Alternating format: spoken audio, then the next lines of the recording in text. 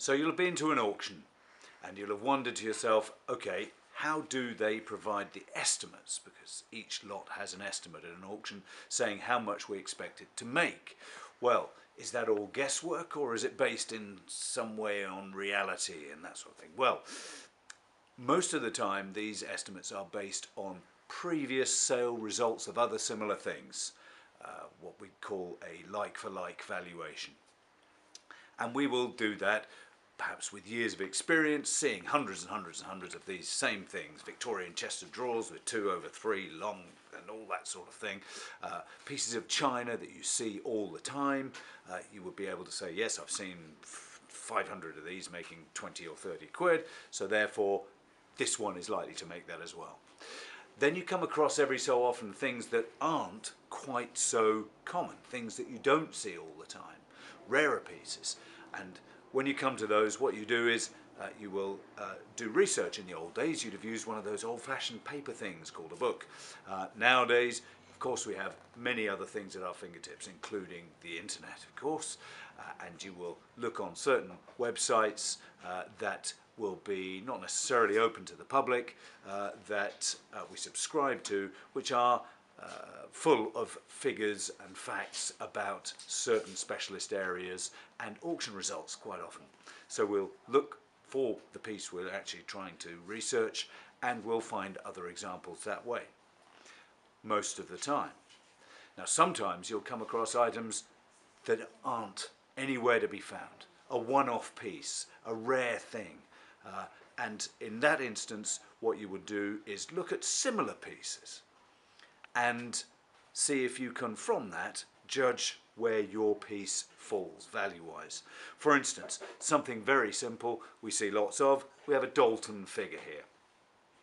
It's a Leslie Harradine figure called Daydreams. They turn up all the time. They were made between the 1930s and right into the 1990s. Thousands and thousands of them made. They used to be very popular. Now you're likely to see them making 10 or 20 pounds, where they used to be more like 50 or 80 pounds every day of the week.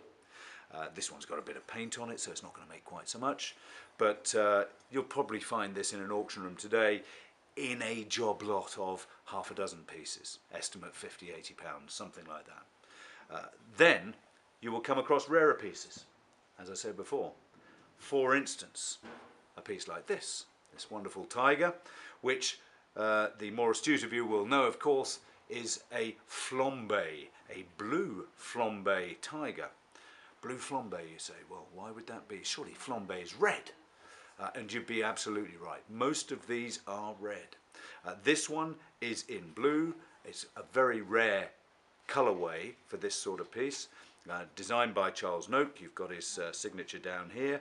You've got the Dalton flambe mark here. Everything given away to a certain extent, apart from one thing. No comparable prices for this anywhere to be found.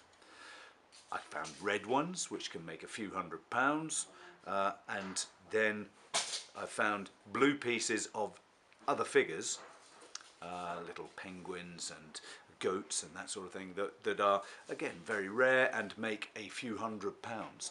This is a substantial and really well modelled piece, and who's to say what it's worth? How do we know what it's worth? Well, we can be fairly certain it's going to make more than the more common red ones. We can look at the other blue smaller figures and see what they make in comparison to their red equivalents, and then use simple equations, if you like, to work out, well, if that one's in red is worth £50 and in blue it's worth £500, well then you'd use the similar margin for this sort of thing. We put a value on this, I think, of around 1,500 to 2,000, because the actual red piece will make a few hundred. But as a one-off, who's to say that it won't make much more than that? And who's to say that we're right? What we're doing is we're second guessing what somebody else is prepared to pay for this sort of thing. So that could be anything. It's who chickens out first at the auction, whose pocket dries up before the other. And it may well make a lot more than that. And when it makes 5,000, People will say, oh, you got your estimate wrong, but what they don't realise is it's not an exact science. All we can do is second guess with a certain amount of experience and acquired knowledge. What will happen? We'll have to see at the auction.